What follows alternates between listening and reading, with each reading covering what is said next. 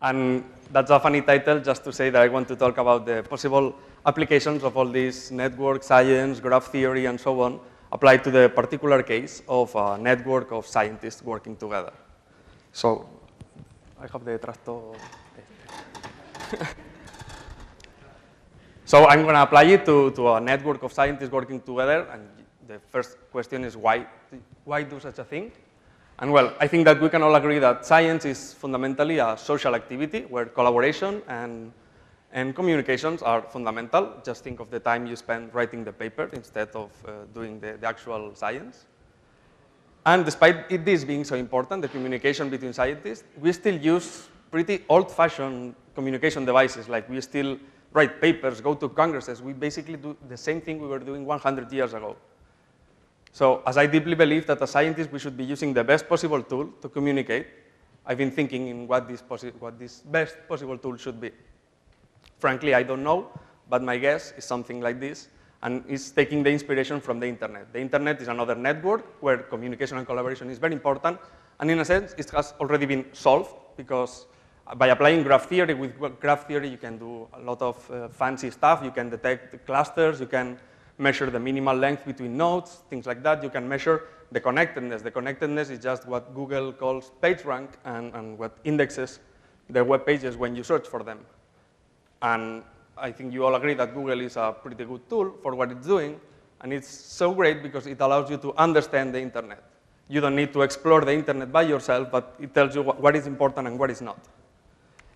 So what this connectedness is doing with a network of web pages connected through links, I think that there is no reason that we can apply it to a network of scientists connected through the papers they are writing together. Okay?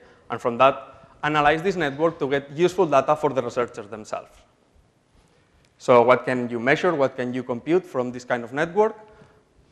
I just do the most stupid thing and the most basic thing in this kind of theories.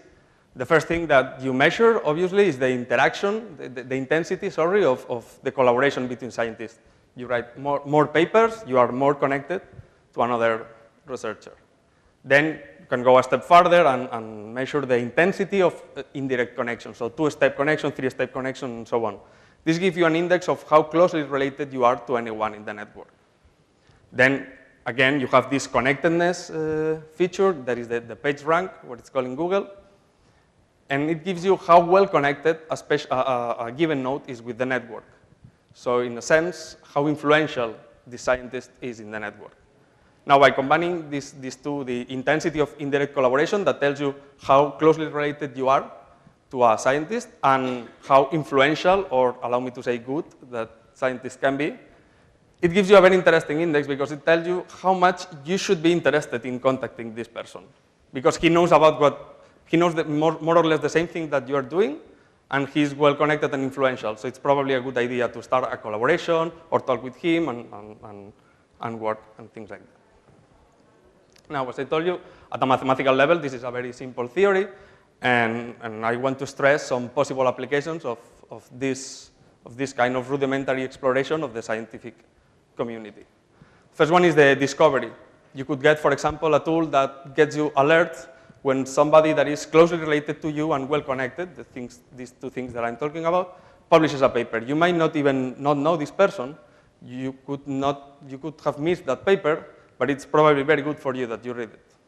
This is more or less the spirit of a journal club, but it's personalized for each individual in the network. Okay? I will skip another one. The other one, more industrial kind, is to generate automatic lists. For example, if you are in a journal and you receive a paper submission, you can see which authors are signing that and generate a list of potential referees.